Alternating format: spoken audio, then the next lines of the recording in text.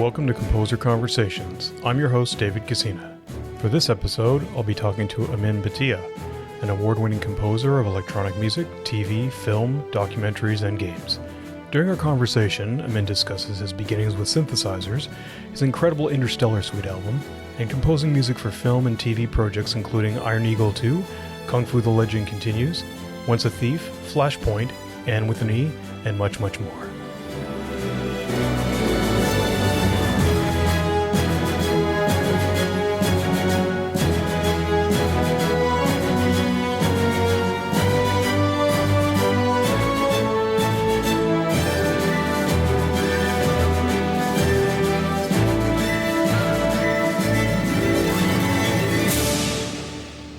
The thing that I always like to ask composers whenever I talk to them is what got them into music? It's funny. I mean, sitting here and having a nice chat with you and knowing that other people are listening, I guess I'm looking for things clever to say. I'm looking for some different way that someone got into music. But the simple reality is, like so many other people, it was a combination of Planet of the Apes and Star Wars. Actually, technically, Escape from the Planet of the Apes. I was 10 years old and my parents were out and I got to babysit my sisters. And I wasn't supposed to watch Escape from the Planet of the Apes, but I did because they weren't home. So to heck with it. And that's the first time I heard Jerry Goldsmith's score. As you may know, the opening titles to Escape from the Planet of the Apes, they're this beautiful rock-like approach, but the time signature is so irregular and beautifully irregular, along with those chords, which I had heard as Stravinsky chords. You know, I'm hearing Stravinsky stuff in there. So I'm hearing this cool Stravinsky stuff to a beat with xylophones and piano, and I'm like, what is this? And I was just hooked. For me, I mean, you know, there's people that come in through a piano background or a composition background or a guitar playing background or sometimes a vocal background. For me, it started in electronics. The first time I heard Wendy Carlos doing Switched on Bach, the idea of Bach being done on a totally different, medium was very appealing to me. And then Mr. Isao Tomita, when I was at a record store and saw Tomita's Firebird, and I just lost my mind. I was like, oh my God, somebody has done Stravinsky on synthesizer. I really felt that album was just for me. I brought it home and I wore that thing out. I think I bought 3 copies of it over the years. That's amazing. But my dad, bless his heart, he took, he saw my interest in it and he said, well, maybe we should get you a synthesizer. And I was like, wow, yes, thank you. He had no idea how expensive they were. He thought this is a few $100, it's going to be a flute or a violin. From Radio Shack or something. From Radio Shack, yeah, exactly. So off we went to Long and McQuaid. This is Calgary, where I grew up. And I took him, and there sitting in the corner was this mini Moog. And the store manager had been tired of seeing me because every day after school I was at that store playing with the mini Moog until the manager threw me out. So he said, you're finally here to get the thing? I said, yeah. And my dad looked at the price tag and he just gasped. And my mom was there and she was like, look, he's not doing a big university degree. He's only going to community college. We can afford to, this is his university kind of education. So let's get this for him. So bless my parents' heart. They went into the credit card and brought home a mini Moog. Awesome. Did he freak out even more when he found out it was monophonic, that it didn't even come with polyphonic? It was not even chords? That's exactly it, because I thought I was going to be Tomita overnight. So we had a 4-track tape machine at home, and there I was, immediately trying to do giant, large orchestral things, with a monophonic synthesizer. And it sounded awful. My parents were just, holding on to each other for dear life, like, what have we done? And a few weeks later, I started coming up with stuff that didn't suck, that actually, I figured out flute patches and I figured out these things. And my dad brought his friends over once and I was playing some melodies and I showed them how I did a little tape echo trick thing so that it had a little bit of reverb to it. And after the friends left, my dad was just, he, tears in his eyes. He was like, oh, thank goodness, this thing can actually make music. He was so thrilled. And David, I don't think there's been a boring day since then. I like to ask, when people have been doing, well, anything really, any vocation, but especially a creative one for so many years, I'm always curious, how do they find the energy, the inspiration, or the new avenues to keep it fresh, like you just said? Yeah, that's a challenging one. I think we all do go through that. I think you just look for new ways to keep things interesting. I mean, certainly with synthesizers for the first few decades, just there's so many aspects of it to learn. And it's not unlike it's a different form of orchestration. It's a different form of composition. The more you start to learn, the more you realize how much more there is to learn. One type of waveform led to another, which led to different types of filters and led to different kinds of things. And I, gone down the rabbit hole and just thoroughly enjoyed it. But for me, my love was orchestral instruments. I loved orchestral instruments since I was a kid. I didn't know it wasn't cool. I thought everybody listened to classical music growing up. And then in elementary school, I'm beginning to realize, no, all these other kids don't listen to the Rite of Spring or the Planets or the Firebird. So I thought, what the heck? So wanting to get into orchestral music as soon as possible, and large Stravinsky-like, Holst-like compositions were buzzing through my head. So sitting down and doing conventional piano and doing that route and orchestrating later, I was not interested in that. Piano lessons did not go well for me or my piano teacher. And in fact, I picked up all my theory much later in life because for me, certain weird skills that I have, my sight reading is pretty lousy because my ear is really good. And so 3 times through the piece, I kind of knew it. And so that doesn't help in the sight reading side of things. So that didn't work out. But suddenly with a Mini Moog and a 4-track, I could have my very own orchestra, as long as I layered tracks one at a time and thought things through from the beginning as to what it is I wanted to do. So, I roughed it out. I charted things out as to how I wanted things to be done. And then it just grew from there. It was my private little orchestra.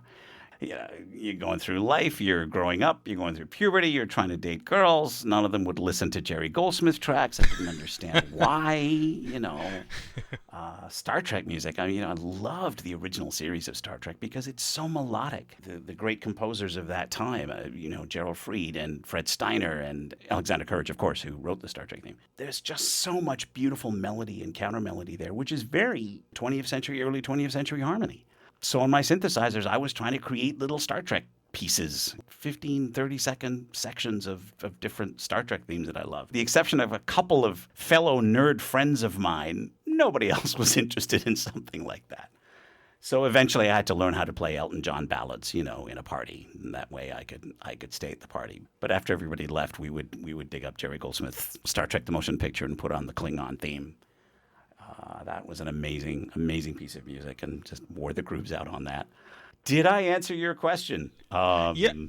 I was actually one really interesting point going right back to when you said the Planet of the Apes and Star Wars were the catalyst. What was interesting is that, of course, you had obviously studied music because you knew that some of that was derived from Stravinsky or Holst.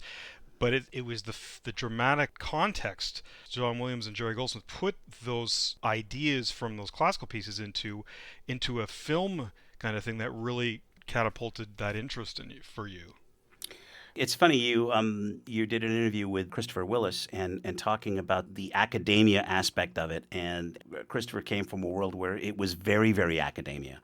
And he had to work hard just to get attention to things like Beethoven because everything he was working with was, or at least the teachers he was working with, were into very, very atonal stuff.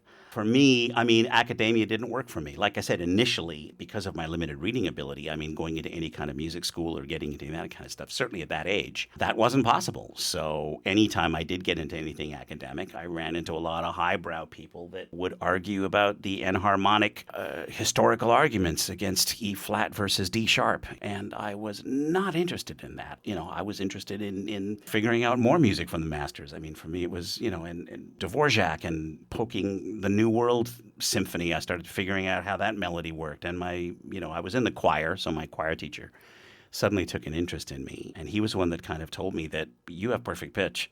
And that has been a big part of how I'm able to transcribe and do things. Even to this day, I'm still better off doing things by ear. And it's a combination of the perfect pitch. And recently, a weird thing I've discovered, which is synesthesia. I think that's a new thing we're all learning about ourselves, is that in many cases, your senses can be wired, and that certain senses are wired to other senses. In my case, particular keys of music actually have a color. For some people, days of the week actually have a taste. It's fascinating stuff. I only learned this the last few years because of a Series X company that I worked on with Mark Ellis and Stephanie Morgenstern. And she's a synesthete, and she was telling me that it was very important that this particular piece of music that I'm writing for this character on screen, because he was a synesthete, and it has to be an E flat. It has to be a really beautiful E flat color. And that's when I looked at it, I said, no, E flat is orange. And that's when we both realized that this bizarre thing, which, looking backward, I think a combination of those two things probably helped But I'm a freak of nature. I've long since given up on trying to figure out how I got to where I am. I'm just very grateful I did. I had a lot of mentors growing up. I had a lot of wonderful, wonderful people who could see something in me that I didn't even see in myself. It started with my parents, of course, and then it was even that awful piano teacher whom I hated. She actually quietly told my parents. She said, "Just let him run free. I don't know where he's going, but he's off to something great. So just let him run wild." That seems to be really paramount, where you have somebody at that pivotal formative stage who has the vision to be able to let that person be free enough to investigate or really go down that avenue. Okay, and talk a little bit about that. The judges were Oscar Peterson, Bob Moog, and Tamita. Yeah, Tamita was actually one of the judges. The guy that heard my tape was Ralph Dyke, who's a programmer for Roland, and he became a mentor to me. But yeah, it was the back of Keyboard Magazine. A friend of mine, Dave Kletke, showed me the ad, and Roland was doing a very cool thing. They were trying to encourage the industry, and so they were doing these synthesizer tape competitions where you were submitting something. And it didn't even matter if it wasn't a Roland synth. They didn't care. They were just interested in sparring the industry forward, which I thought was very, very great of them. So I had a Mini Moog and a 4-track, and I had been working on a science fiction radio play with a college friend of mine, and the radio play didn't take off. But I had started building some themes and ideas that I was very happy with, and I built them in a modular way so that you could splice them together. And so I decided to finish that off. It was a 5-minute piece, and I sent it off, and I put my name in the amateur category. And, weeks later, months later, I got a thank you letter, for entering the competition, but there was no indication that I won because I looked in the amateur category and my name wasn't there. This story comes up from time to time. I nearly threw the piece of paper away. Out of curiosity, I wanted to turn around and say, okay, who did win? Who were the bigger people that got into this? And so there was the Class B category and the Class A category, and then at the very top there was grand prize, and my name was there. And I remember just screaming, "Dad, get down here!" And we couldn't believe it, but they had heard enough. The fact that I was doing all this large-scale orchestration stuff with a 4-track and a Mini Moog, and the methods that I was using to create these things, apparently was very revolutionary. And I think it's because I had limitations. You only had a 4-track, you only had a Mini Moog. So if I really wanted to build, even a 4-voice brass choir, I've got to do those, monophonically, one line at a time. And bounce the tracks very carefully so you don't build up noise on the tape machine. So I had 2 tape machines bouncing off of each other. And between that and my radio training, because I was actually studying broadcasting, I went to technical college, and my plan was to be a radio engineer producer, and that was going to be the day job. So my experience with engineering and tape, I think made a difference. So I was able to watch the gain structure of the different synthesizer tracks carefully.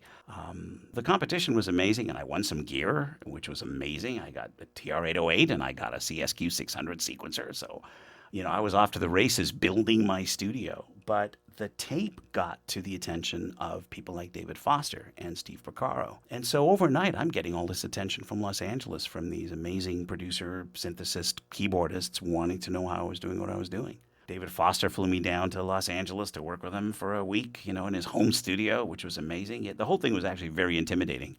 And I mean, David was looking for something that was more of a pop side of things, and I was orchestral guy. So, some things panned out, but not a lot. It was Steve Porcaro years later that actually was the one that convinced me to really kind of take a run at this. Because by then I was still catching up on my theory. I didn't think of myself as a composer, and didn't even think of myself as a musician. And Steve was one that was just like, if you can come up what you're coming up with, who cares how you do it?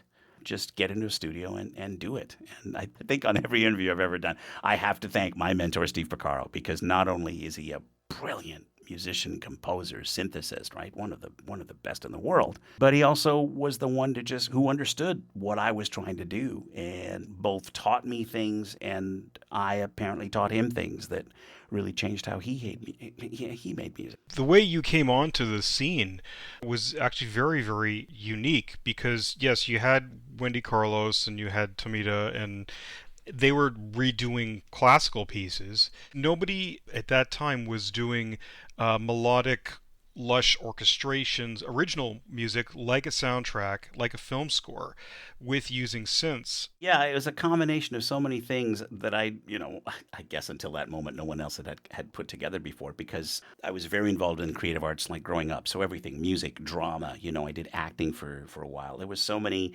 aspects of storytelling that I really loved. So it's a combination of all of that. And so suddenly I wanted this John Williams kind of orchestral large sound, a Holst kind of sound. I wanted to do it with synthesizers. At the time, samplers were now starting to come into the world. And samplers, as you know, are not synthesizers. They are actually digital snapshots of real sound. There's a giant chord on Stravinsky's Firebird in A minor, just the big infernal dance of King Cachet at the very beginning.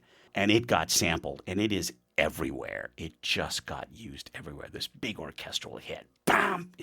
Yeah, it's everywhere. It's absolutely everywhere. And I really hate that. It belongs in one place. It belongs in the fourth movement of Stravinsky's Firebird Suite, and that's where it should stay. So I did not want to do that, and so I deliberately did it all with analog and FM synths. So by then I had, it was a couple of Roland synthesizers, JX10. I had an Oberheim expander, which I'd gotten from Steve Porcaro from the projects I'd done with him. And then it was the Yamaha DX7 line, which was FM synthesis. It was a brighter, more metallic sound. And so combining all of those with a Roland microcomposer, and so there I was with an 8-track tape machine, who I'd moved to 8 tracks by then, and 64 tracks of layers and layers and layers. 3 months alone in my apartment putting this whole thing together. Steve Porcaro to help me get a record deal. And that's what became what is known as the Interstellar Suite. The sound page, thank you, keyboard. And you mentioned Keith Emerson earlier. That piece got in because Keith Emerson was up against a deadline and he couldn't make the deadline. He was involved in another project. So suddenly I got a call from Dominic Milano, whom I'd come to know through a Vancouver synth convention.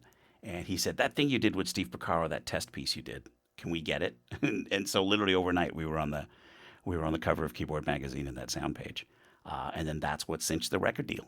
And that's how Interstellar still Suite. So the piece that won the Roland competition was Flight Beyond the Stars, which became the launch piece. So that's the third movement in the suite. And then what we call the Manor March, which was David Page's Manor Studio where we put it together. That became the overture. The Interstellar Suite kind of grew from all of that. It was very exciting. The record label had all kinds of big plans. There was going to be a big planetarium presentation at the Griffith Park Observatory, and Steve Porcaro was getting ready to surprise me with bringing a friend of his by the name of Jerry Goldsmith. So Jerry was going to hear Interstellar Suite at the Griffith Planetarium. As you can imagine, that did not happen. Otherwise, I would be telling you the story. The record label had problems, the distribution problem stuff, record labels and managers and all that stuff. It's so messy. It really is. And by the time we finished Interstellar Suite, the people at Capitol Records whom we had originally talked to, they had been fired and replaced by a whole group of other people. So no one knew what we were about. And all those big planetarium presentations, that all got canceled. We got a big appearance at a dive bar somewhere on La Cienega. And all 4 of us artists, myself, Patrick Moraz, Michael Honig, and Pete Bardens. It was a big schmooze party. And it was just 2 free drink tickets. And they piped our albums through these awful PA speakers in the ceiling. And that was it. The record, the label barely got released. There was no promotion, no distribution, no nothing. I think there's only 1,000 copies out there. It was quite a letdown. I told Steve, we're not going to the planetarium. We're going to La Cienega. And Steve was like, okay, well, I'm not going to bring Jerry Goldsmith to a dive bar at La Cienega. I did get to meet Jerry months later. Steve actually made it possible for me to be a fly on the wall on a recording session that he was doing. But anyway, so that's Interstellar Suite was the biggest, most fun I had. To this day, it's one of the most personal projects that I've ever done.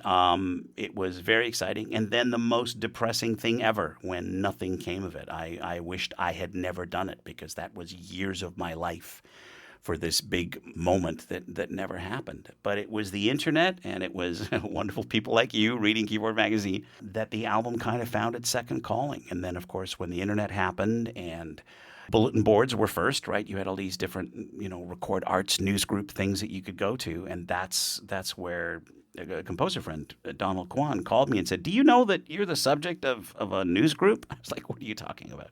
And all these Interstellar Suite fans, they loved it. They wanted to find another copy of their album because their copy had worn out. One of your first forays into TV was Kung Fu: The Legend Continues, right? You did some work on that. Yeah. How did that come about? How did you move from...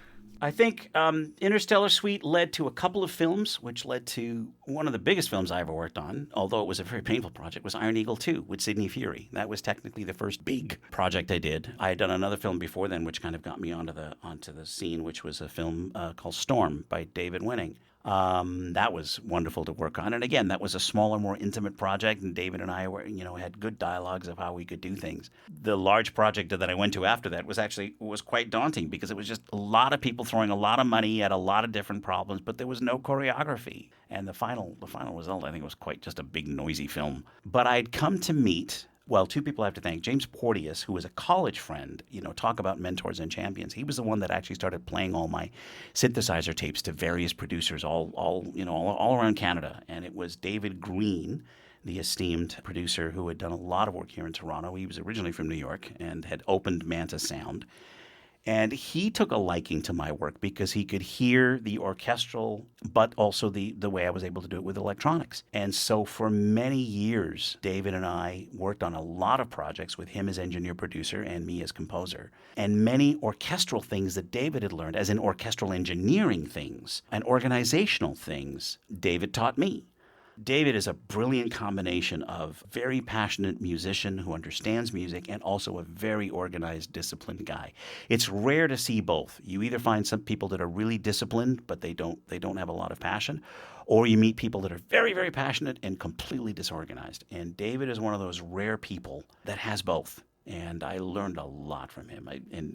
I call him my second father. He hates that, but I'm going to say it. He's like a dad to me. And we still meet up. We have, COVID has really stopped all that, but I can't wait to meet him at Queens Quay near where he lives and sit down and have a lovely lunch together. He's an amazing mentor. He changed my life. I thanked him for that. I said, you changed my life. And in his typical New York curmudgeonly way, he said, it needed changing.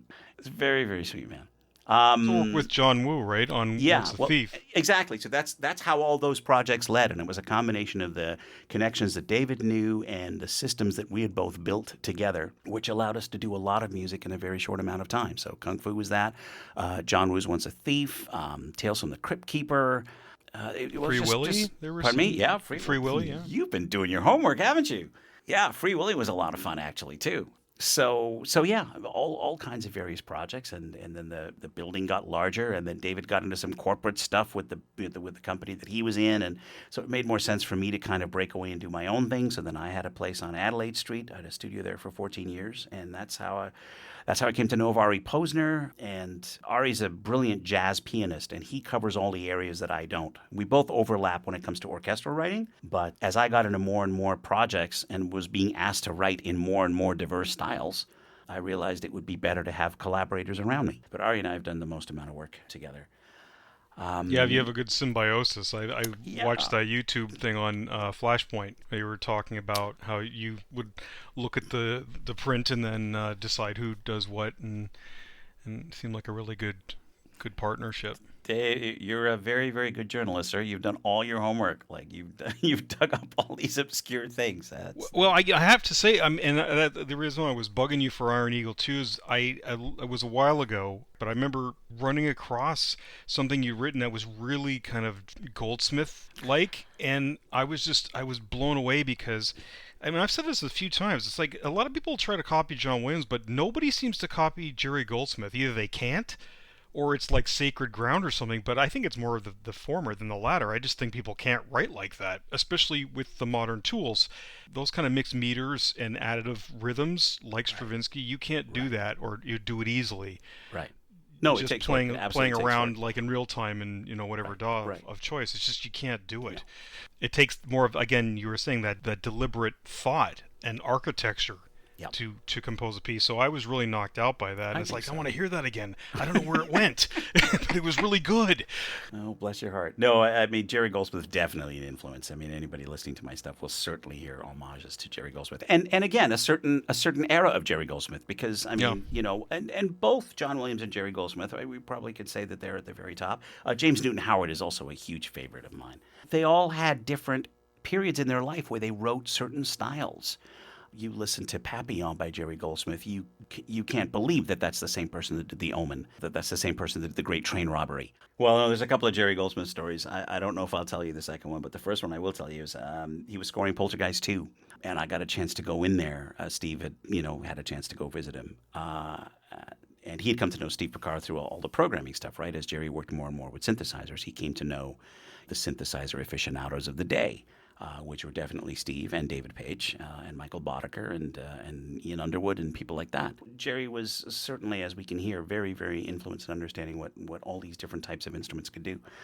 But yeah, I walked in and I could hear this motif that was in Poltergeist 2, and it was undeniably Jerry, but the strings were just rehearsing it, so it was just lumbering along slowly. And it was so amazing just to see and hear the birth of a Jerry cue right in front of me. It was made more interesting because Jerry apparently had a really bad day. And so he was in a surly mood, and the strings were just not working for him, and he was just reaming them out. But it was funny, they did a take, and we were all in the room, in the control room, just smiling and beaming, like, that's a beautiful Jerry Goldsmith. That's vintage Jerry. That's, undeniably beautiful Jerry Goldsmith. And Jerry wasn't happy. We were all happy, but he wasn't. And he insisted we do another take. And he was screaming at the concertmaster the particular bowing thing that the violin should be doing. So everybody takes a deep breath and a big sigh, and they go at it again. Lo and behold, it was better. It absolutely was better. Even the concertmaster had to admit, hiding his own ego, he's like, yeah, okay, that's the way you want it, that's the way you'll have it. But it did sound better. It was a big lesson that, yeah, it can't always be fun and games. You can't always be best friends with what you've got to do. You've got to just, what does the screen need? What does the music need? Get your own ego out of the way and just, what does the film want? I don't know if you found this, but, in many creative arguments you have with people, whether it's a collaborator or whether it's the filmmaker or I want to hear this, well, I think it should be this. If you just really take a step back and say, what's best for the film? What's happening here on screen? Where are we in the movie? And where is the turning point? Where's the shift of power? Where is the big learning thing? And many times you sometimes just have to bite your tongue and realize, humble pie, that guess what? Your big melody isn't going to work there, and what you're writing may actually be too big. That was one of the biggest lessons from David Green. Like, he would tell me to rewrite my music. I was like, what? Just engineer it, okay? I'll give you the tracks. You don't tell me how to write. But he did, and son of a gun, it sounded better with that kind of trust, and we both challenged each other to try things. And I think I think I'm a better composer because of all these wonderful people I've collaborated with or who have mentored me. That's probably any composer would cite those people that they work with, those really good creative collaborations where someone pushes them outside their ego or their comfort zone to look back at that music and possibly reimagine it so it'll fit the scene. And a lot of times it does, or at least this is back when I think maybe there seemed to be a little bit more equanimity between the director and then the director's respect for the composer. I don't know. I don't work in this current age. Have you seen a shift?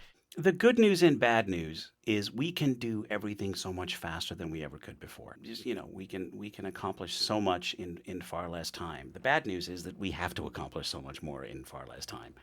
And so all of that stuff about a filmmaker and a composer getting to know each other, much of that time has been taken away. So you have to consciously get out of all that technology and really get to see the person face to face. I mean, COVID has not helped that situation. Certainly. Yeah, true. As you know, the importance of chemistry between a filmmaker and a composer. The trust is something indescribable, and it just comes from two people getting to know each other. But to your point, I don't think it's a particular person or a particular thing. I think it's just a particular combination of relationships. As you can tell, I'm a very energetic person.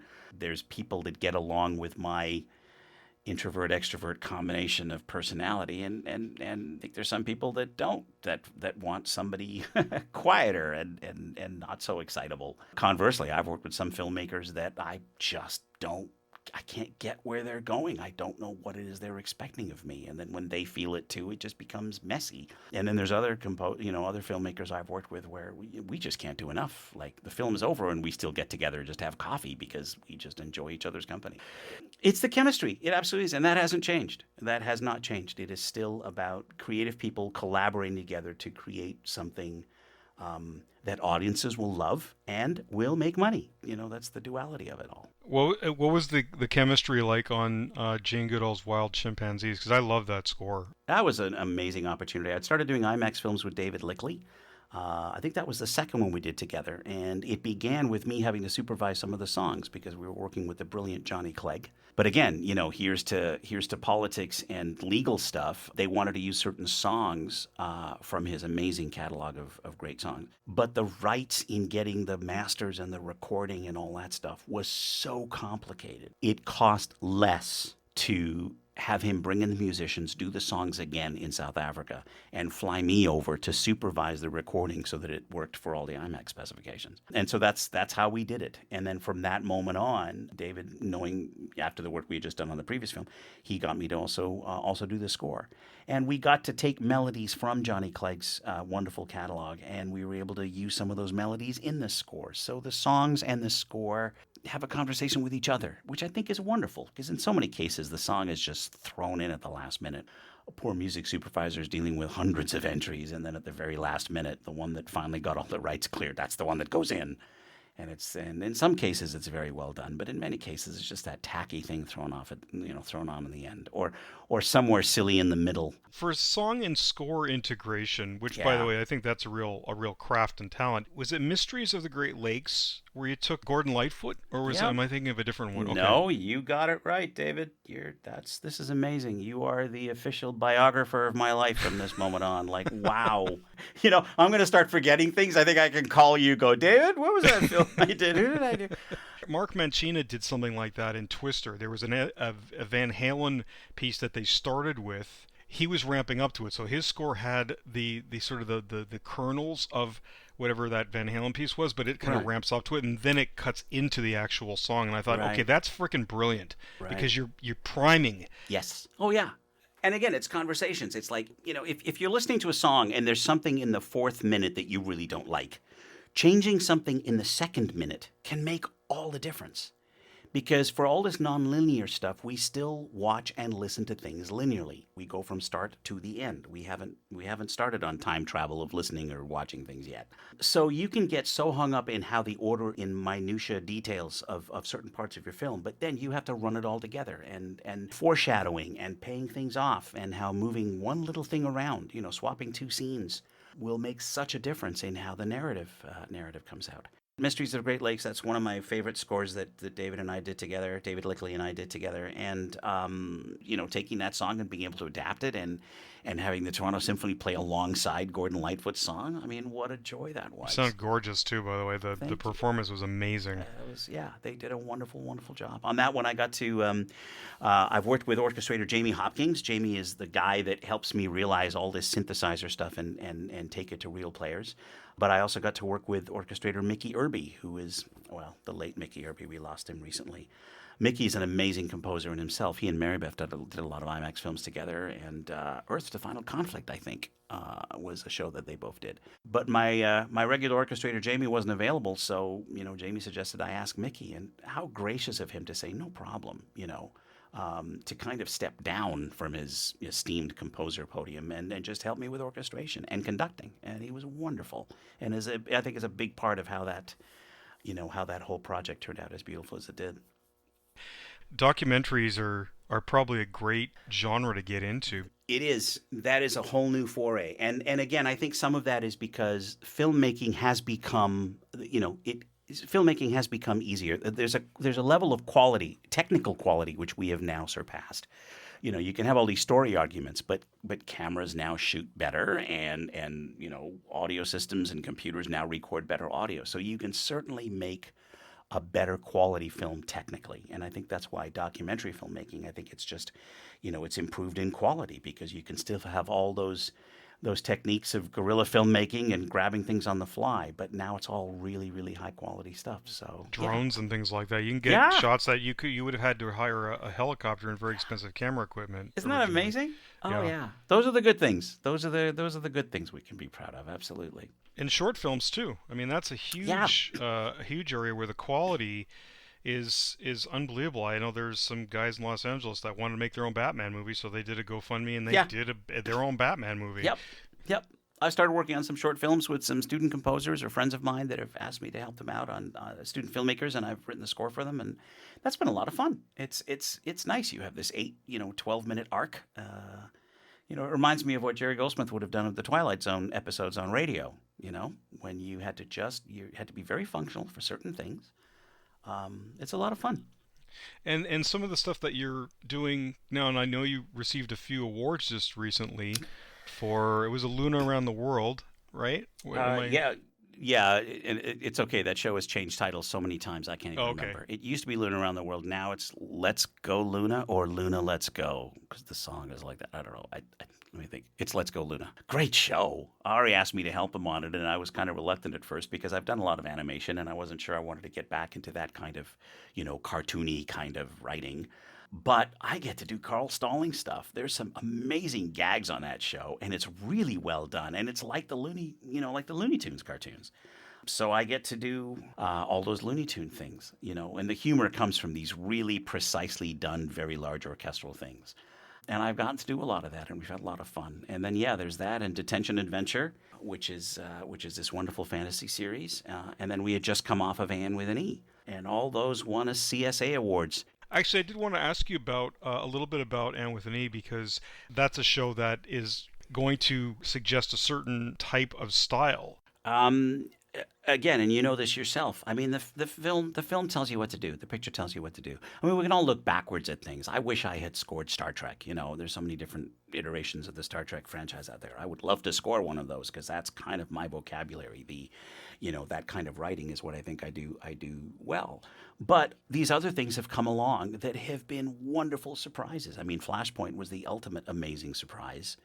And if you listen through all those hip hop loops and all that very dense synthesizer production, you will hear all kinds of very 20th century classical references and styles and vocabularies.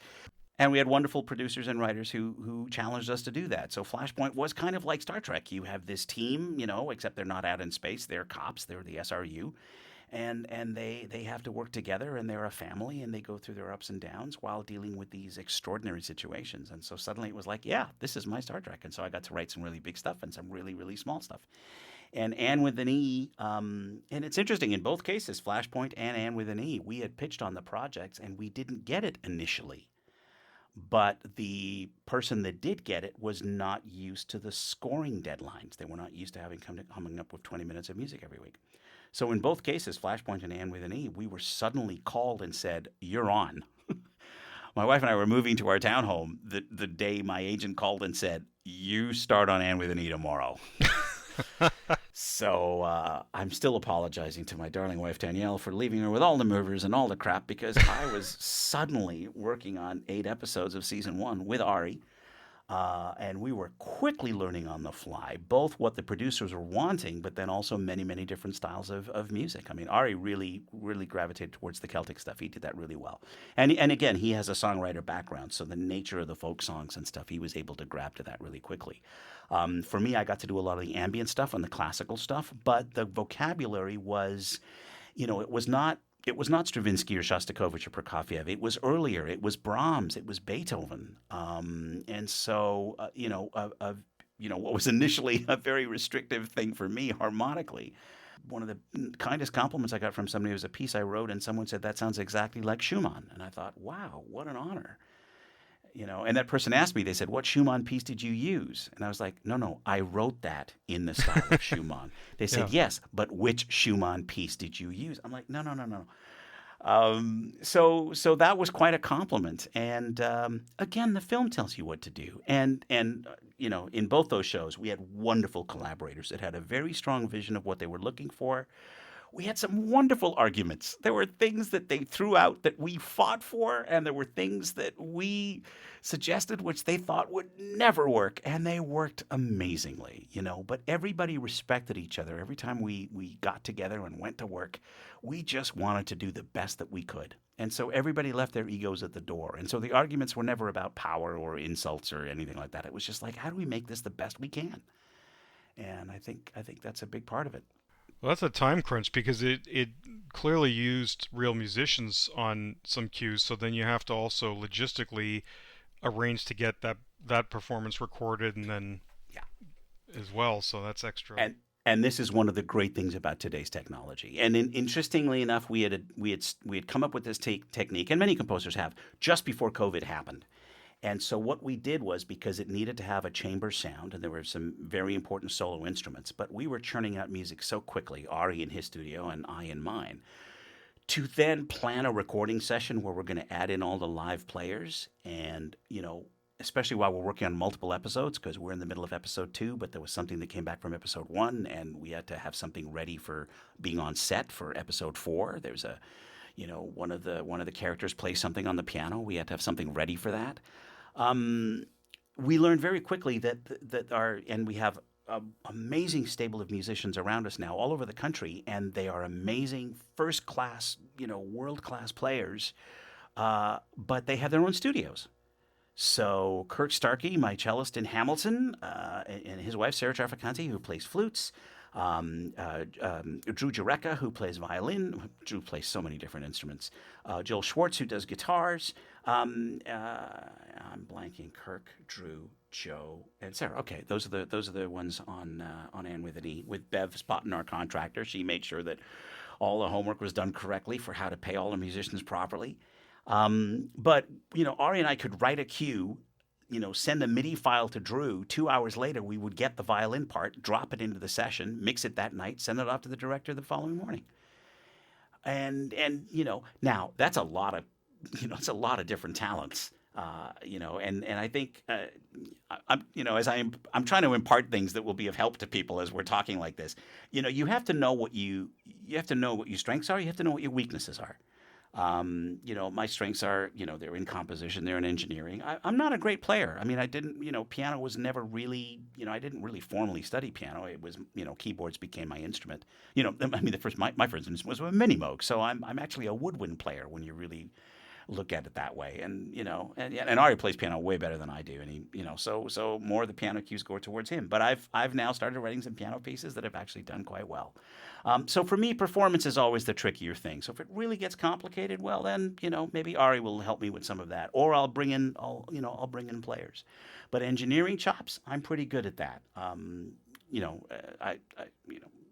Ari has said this, that I'm better at the engineering than he is. So I help him on things like that.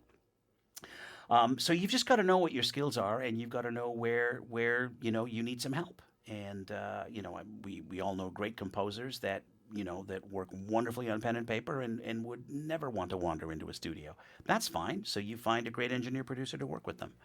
And like I said, I have some amazing people around me, and when we deal with really large orchestral stuff, I do all the mock-ups and get the director to sign off on it, and then Jamie helps me, transcribe and orchestrate it for real players. Luckily, that illusion of the lone genius is evaporating. Jerry Goldsmith leaned on not Max Steiner, Fred Steiner, to write some stuff. I think Fred Steiner even wrote a cue in Return of the Jedi, if I'm not mistaken. So wouldn't it be neat to actually confirm all of these things? Because yes, I've heard that. The other one I heard is that Thomas Newman orchestrated a cue for John Williams. Thomas Newman was a student of his. Oh, really? But yeah, everybody relies on people. And let's not forget the orchestrators, right? I mean, Arthur Morton, Herbert W. Spencer. There was a significant change in the sound of each of those composers when the orchestrators left and then other orchestrators came on board. Sandy Courage did a lot of orchestrating for both of those composers. So yeah, absolutely, it's a team effort. Definitely that lone genius thing has gone away. It's a romanticized idea, and it's not really accurate. I mean, obviously, I think people are holding more of some other individuals, which we won't mention, but they've sort of created sort of industry type sort of a generic sound, which maybe that's where the criticism's coming from. But it was something I actually got pigeonholed into myself. I mean, my initial synthesizer experiments, which came to the attention of some producers and stuff, they said, "Wow, we really like this sound," and I'm like, "Well, thank you." But I always wanted to take it to the next level. Like synthesizers were the beginning for me to what I wanted to actually be, real orchestral players. And the best scores, I think, are a combination of the two. I think what you can do with synths and live players, the combination of the two is amazing. But yeah, there were times people said, "No, we don't want to give you an orchestra. Just do it all on synths." And I was like, "I don't want to just do it all on synths. We have the budget for some players. I'll put in some money. Can we please have some live players?" And they were like, "That's not why we hired you. We hired you because we didn't want live players." I was like, "Oh no." So well, even Wendy Carlos had that problem. When she got hired for Tron, apparently they were just going to give her the electronic stuff, and they were going to hire somebody else. He said, "I have a PhD in music. I can write for orchestra too." No, I love Tron. I think Tron has some beautiful cues in there, some amazing writing. That beautiful scherzo that she did, even just the combination of those orchestral, flourishes when the wormhole thing happens. There's some beautiful writing in that. I was so disappointed to find out that they did not use. Not only they didn't ask Wendy Carlos to write, but they didn't even use any of her music in the Tron reboot or the sequel. Is it a reboot? Is it a sequel? I don't know. I think it was a sequel. Speaking of sequels, but not really sequels, I wanted to definitely cover some of your upcoming stuff. Now, I noticed on IMDb that A Brief History of the Unicorn and Together Alone are two. Those projects are finished now, or are they just finished filming? They're finished. They're actually they're shorts. Okay. Brief History of the Unicorn was done by I think I've got her own. I think her name is Mina. I hope I got it right. Mina Mancuso, filmmaker, who is the daughter of Joe Mancuso, our esteemed music editor. And Joe came to me and said, "Listen, can you help out here?" And I was very happy to. And Mina came to me. She said, "I want something that's like Tomita." And I was like, "Oh, well, no problem." So I had a wonderful time there. Yeah, so lots of ambient, very analog synthesizer stuff. I had a ball with that. And then the other film is for Darren Hinchy, who is a budding filmmaker and works, worked as a VFX specialist and now, directing and doing his own films. He came to me and asked for some help on the score, and I was very happy to do that. It was a very ambient guitar-like kind of stuff for this post-apocalyptic short that he was doing. We didn't talk a lot about gear, so I have to, of course, throw the gear thing in there just towards the end. Is sort of what are you working with mostly? I know you're on Logic and Mac. Is there anything that you really find indispensable? It's an assortment of things, but it really is. It's like you learn one instrument of the orchestra at a time. And then when you then add to it, you don't let go of the previous one. So having done this for years, decades now, there's still synths here from the very beginning when I started. The Polymoog is in the corner. There's a Moog Voyager now. Steve Ficcaro's Oberheim Expander is over here. And so the old stuff and the new stuff all work together. As far as plugins, it's everything from Spectrosonics to Arturia to and then all the various symphonic sample things. I gave in and had to start using samples just because that was the sound people wanted. But I'm still a firm believer in recording lines one at a time. It takes longer.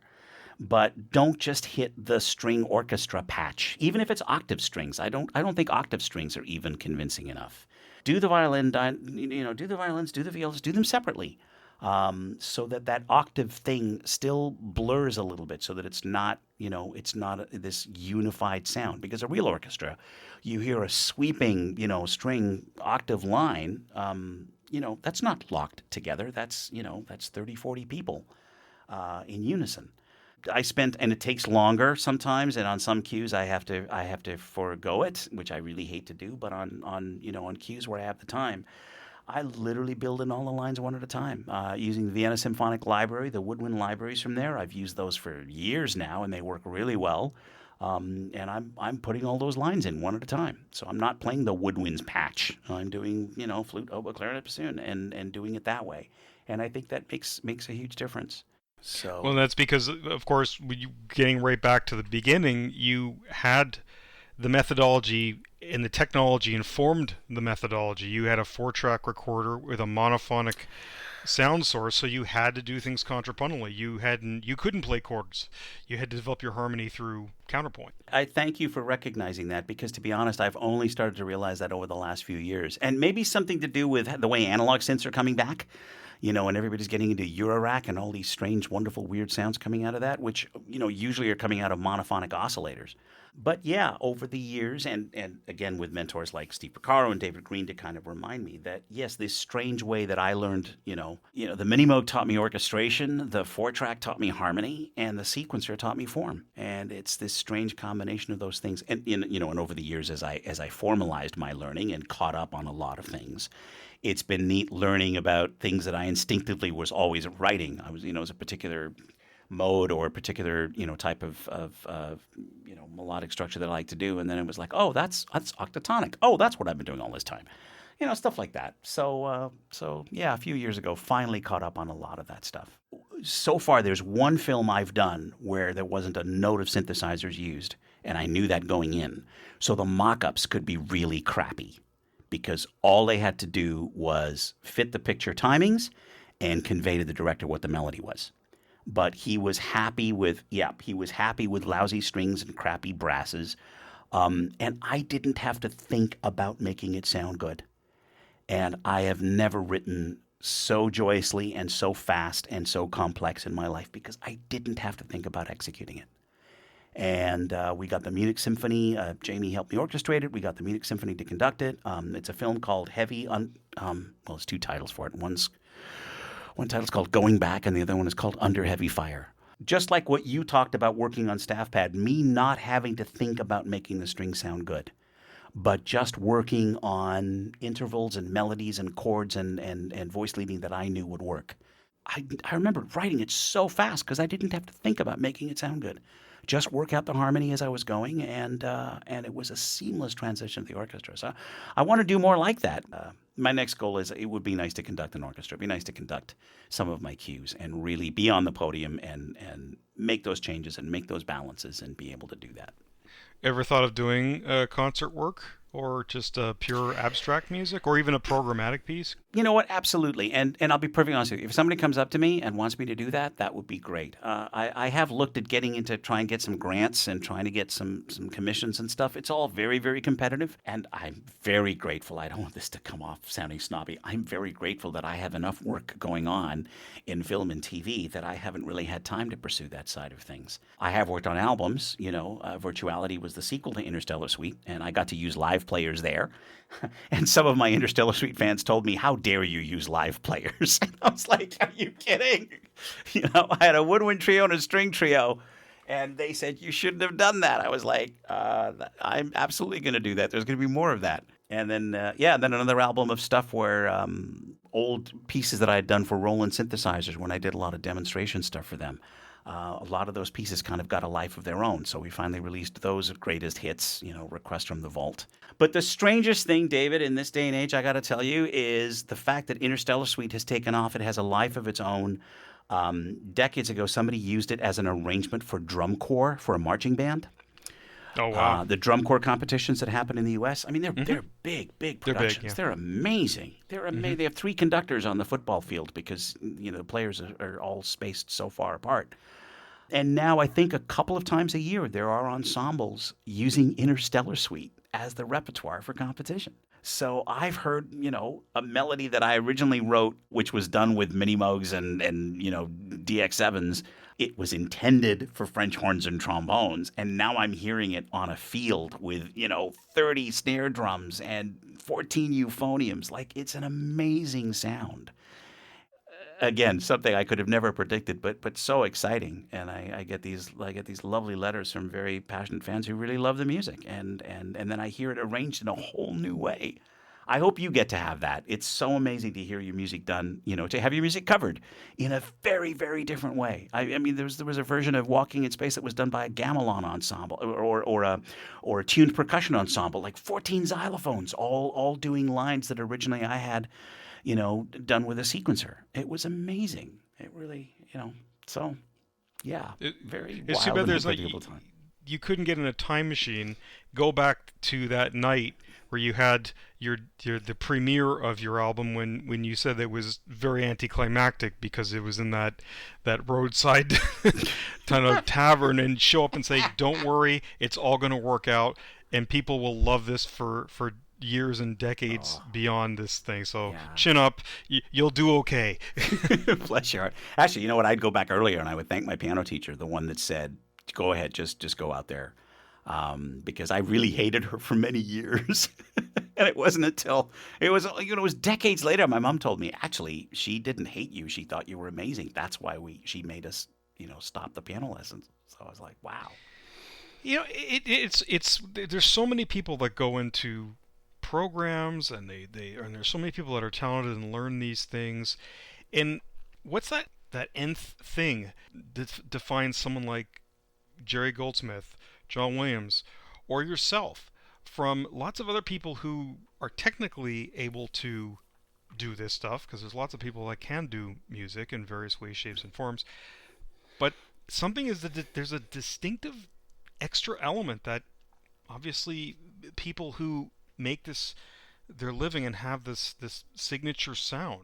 I get to do lectures now, and people always ask me, what is the formula? Like, how do I get to do what you do, and all that stuff? And one of the things I want to impart is that for me, my philosophy is, there's a formula, and it's 33, 33, and 34.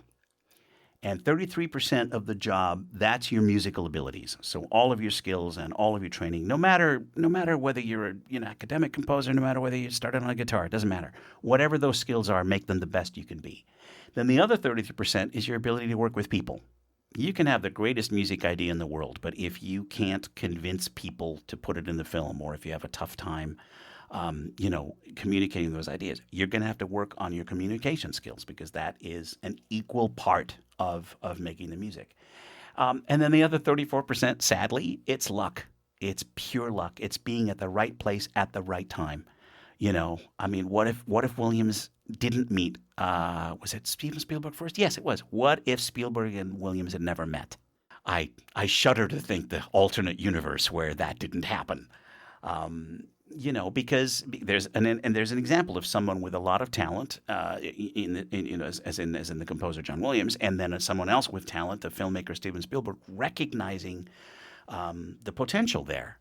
And many times, there's the famous story where John Williams felt he wasn't qualified to write Schindler's List. Do you remember that one? Oh, yeah. So here's to all this musical stuff, and here's to this technology, and here's to us being able to realize our musical, thoughts going on in our head much better than we've ever been able to do before. But here's to the people, here's to our families, here's to our directors and producers and clients and money people that make all these things a reality. We have to remember they both work together. This is a business. It's, the music business. You need the two together. And I think that's the best collaborations, when that is all done right. I think that's where the real big stuff happens.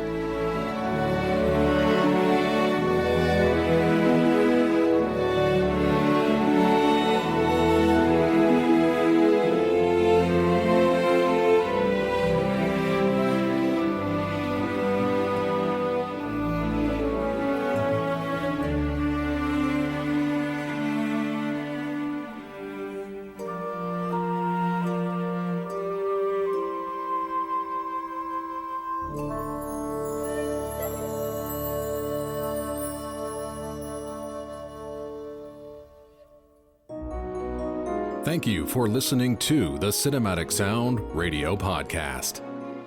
I want to thank Tim Burton for providing his voice for all the bumpers you hear throughout the program, and to David Coscina for providing Cinematic Sound Radio's theme music. If you have any questions, comments, or concerns, please email us at cinematicsound@yahoo.com. You can find us on social media on Twitter, Facebook, and Instagram. And wherever you're listening to us today, please take a moment right now to leave us a rating and a review of the podcast. You can get a Cinematic Sound Radio t-shirt at our TeePublic store. You can join our Patreon at patreon.com/cinematicsoundradio. And don't forget to check us out on the web at cinematicsound.net.